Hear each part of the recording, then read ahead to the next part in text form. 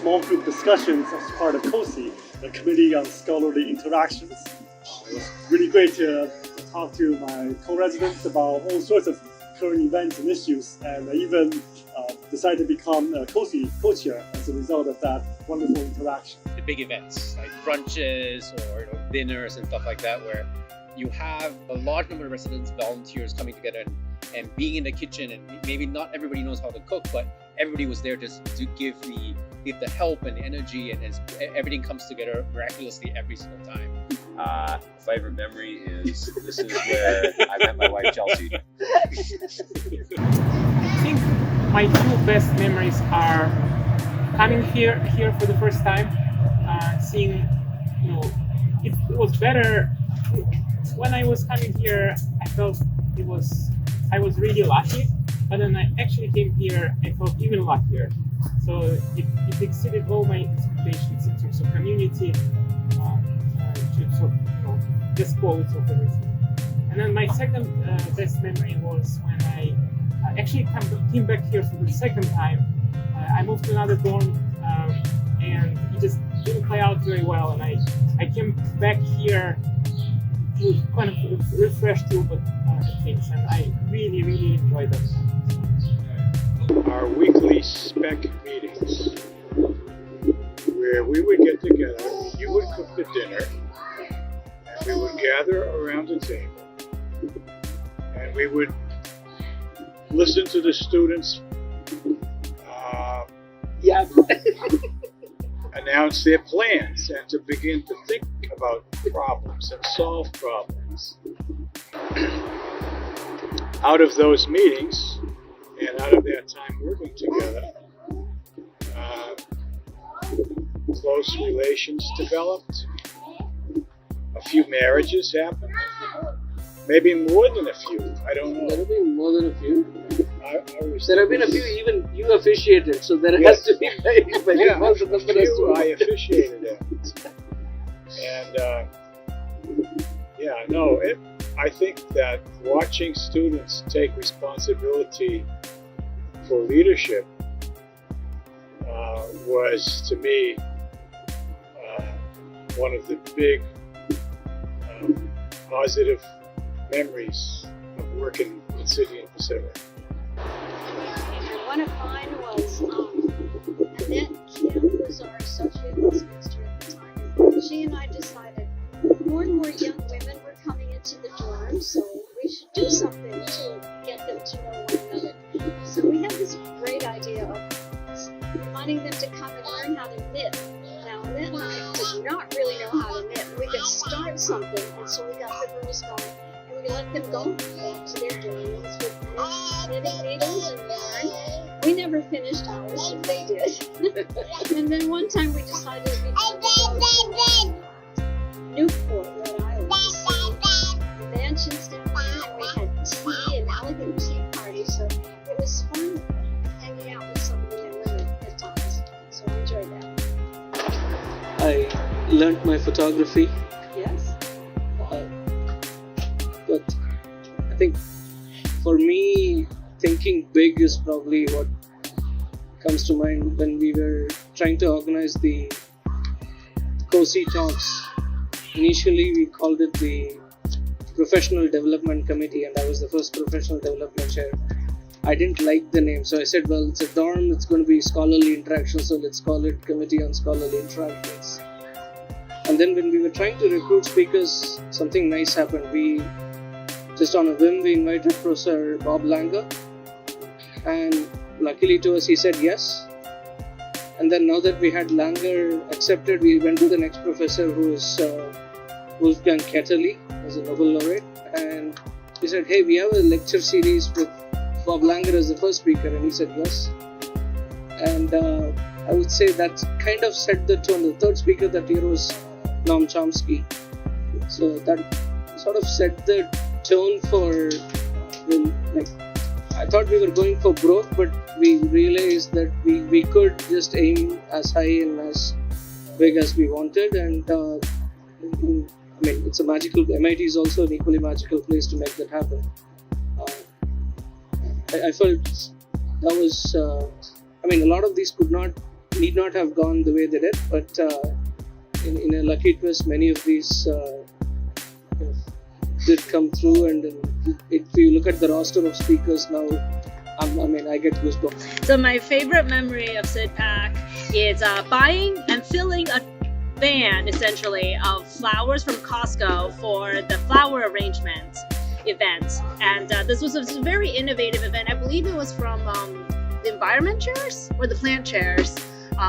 And the reason I ended up having to go to Costco for it is because there was like a snafu in the floral delivery. So that was the solution. So buy like $300 worth of bouquets, separated them so people could rearrange the flowers into their own arrangement bouquets.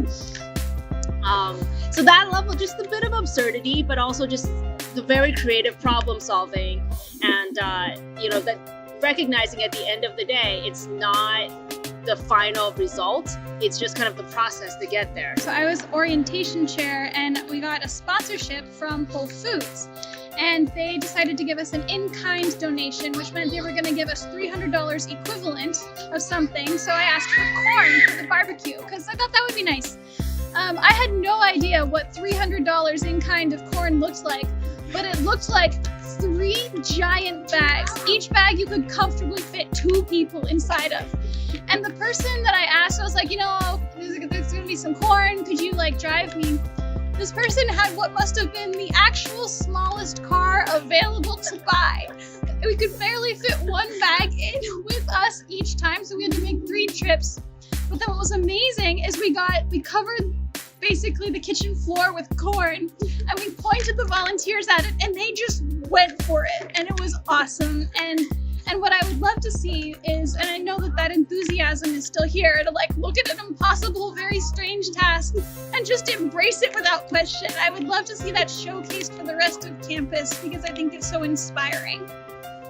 And I think a lot of my favorite memories revolve around decorating and going over the top for Halloween, for cultural events, for dance parties, and some that stand out are always around Christmas. Also, I really enjoyed plastering the lobby in Christmas lights with people and then having them all blink to music as well, so that residents could come through and play their favorite songs and see what it looks like in lights in the lobby.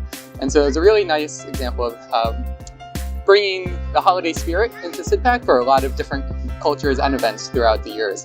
And for Christmas, we also included a Festivus poll for all of the Seinfeld fans out there. So it's a great reminder that if you have some sort of crazy vision or a event that you want to plan, someone at SIDPAC will always support you and help make that happen. I was a part of the SPEC in 2015 to 2016.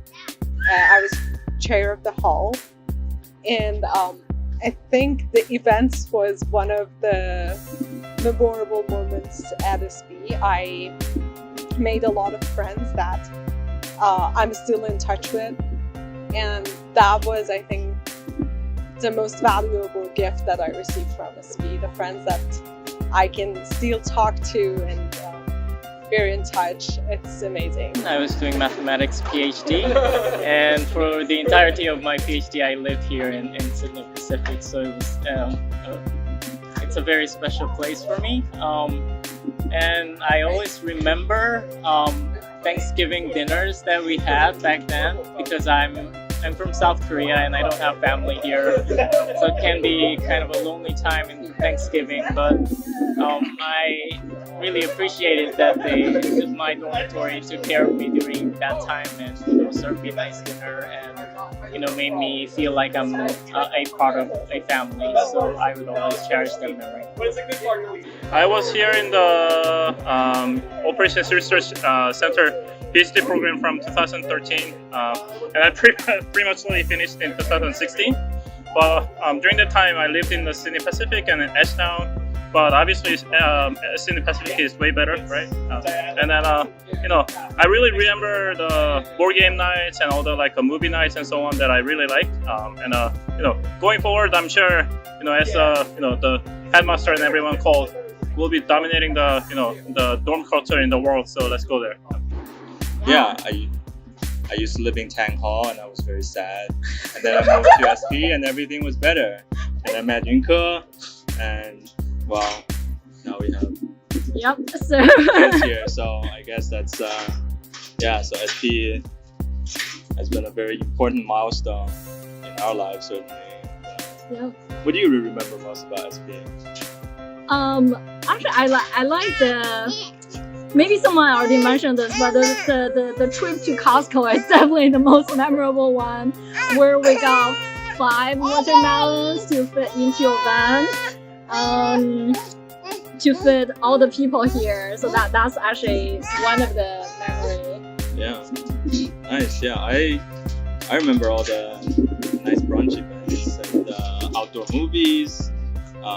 Yeah, and well, there were a lot of things that we really enjoyed here. Hi, my name is Lynn Lee, and I lived in Sydney Pacific as a grad student. So I was at MIT from the year 2008 to 2012. I think I met some of my best friends for life over here at Sydney Pacific. My favorite memories, I think, are just hanging out with friends in their rooms, and then also the brunches. And for those who are watching, one big pro tip is you come down at 11:57 a.m. for the 12 o'clock brunch, so you're the first in line.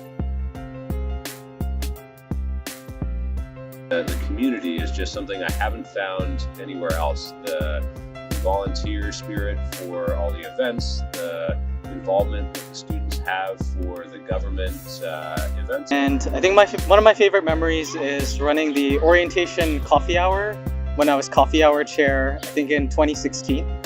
And I just remember like having run coffee hours the summer before with maybe 20-ish people showing up and a few helpers now and then, and running that large-scale event. I think it was quite instrumental, especially because that was the summer where we were going to have about 300 or 400 new residents come back, which was the largest we've had in a few years because of the HVAC renovations.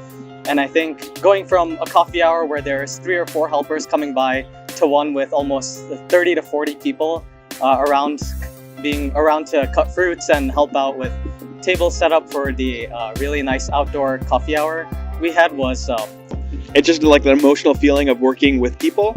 I really cherish that, and I think that'll always persist at MIT, at SIDPAC, and I just look forward to seeing it over the years, because I think that's something that defines us, and I don't think it'll change. Hi, I'm Dave Rosen. I was here from 2017 to 2016. I don't know that I had a single favorite memory. I think the thing that I most enjoyed about being in SP was the incredible vibrancy of the government volunteers. So everybody was super engaged, super excited to help their fellow students and so on. It's just a wonderful community ambiance. So in terms of wishes for the future of SP, I would say, I hope that continues to be the case, as I'm sure it will be going forward. I came here in 2014, and then I was an environment chair in 2015, a brunch chair in 2016. So my favorite event is, of course, brunch. So I was a brunch chair. My previous roommate was a brunch chair. Dosabel is a brunch chair, and we are still friends now, and I really appreciate her. And brunch is really good because I made a lot of friends. I learned how to crack eggs with both hands, cracking like 300 eggs, learning how to use the cup method, using a cup to scoop out the mangoes. I was a SPTV chair here for 2 years. So being here, being an SPTV chair, I was able to going up and down for the 9th floor several times and figure out where all the TVs are and put the Raspberry Pi to control them, and it was a nice experience. And I think we also the time on Sunday night, we and web chair were together on how to fix things and talk and chat. And another favorite things I like is, of course, brunch and coffee hour. And I also learned how to cut a lot of different type of vegetables and fruits. And of course, making friends there by chatting with the residents and working with other helpers.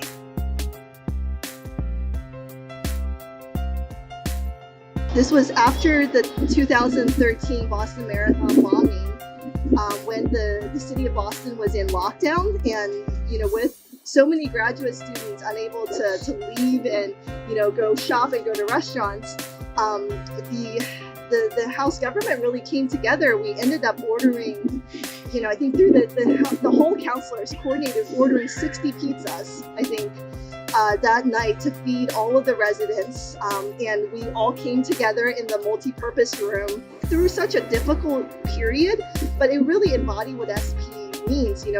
It's a community where people come together and care for each other, not just during the good times, which there were so many, but even during the tough times, everybody looks out for each other and makes sure that everyone is, comforted and well fed. And I really enjoyed during the lockdown, during the after the Boston Marathon.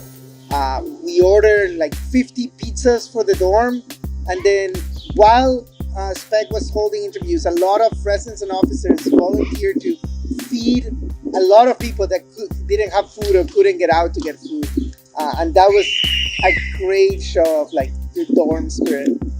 From the same week, the little bittersweet was the Sean Collier barbecue. We had 2 days to plan a barbecue for over 700 people.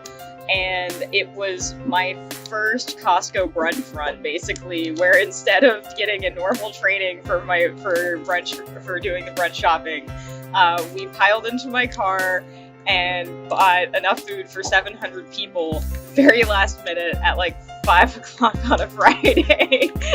And we wound up having an amazing time, and just everybody came together in a fantastic way.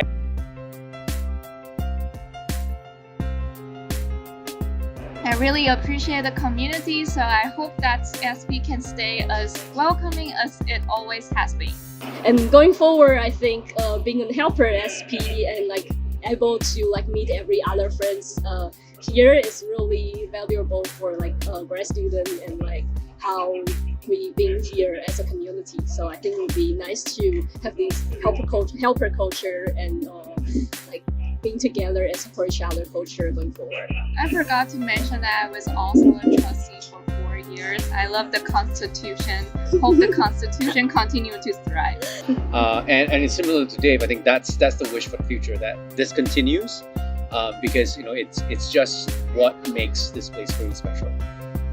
In terms of going forward into the future, I would love to see that the SP continuing to be this wonderful, caring place that it is, where students find not just a place to live, but really to make friends and see a different part of life outside of academics, where they make friends, meet family, and just grow together. So what I would love to see for SP going forward is, I think we're doing some of that this weekend is have these hub events, but now that we have a lot of us, we joke about Sydney Pacific West out in San Francisco, but to really maybe see that come to fruition in a real way, where maybe even current students, if they're in a different place for a conference or for visit, whatever, they can look up Alumni and have somebody local show them the ropes in that city or that location. A favorite memory of mine, and really kind of highlighted the helper culture that exists at SP. And I think moving forward, I hope that culture can continue to exist, where people are so gracious with their time. I know everyone has a lot going on and, research responsibilities and other things going on, but I think everyone is so willing to spend their time to help out with the community and the events. And I hope that's something that continues to go forward into the future. And that's what I would like to see in the future in SP, more of the dorm coming together when people need it, or even when they don't need it, but just come together for each other and support each other. And I would love to see SP in the future really re-embrace that kind of that amazing brunch atmosphere, where it's not just, oh, this is an event we do once a month, but this is an event and everybody has to be here. It was like an it thing on campus.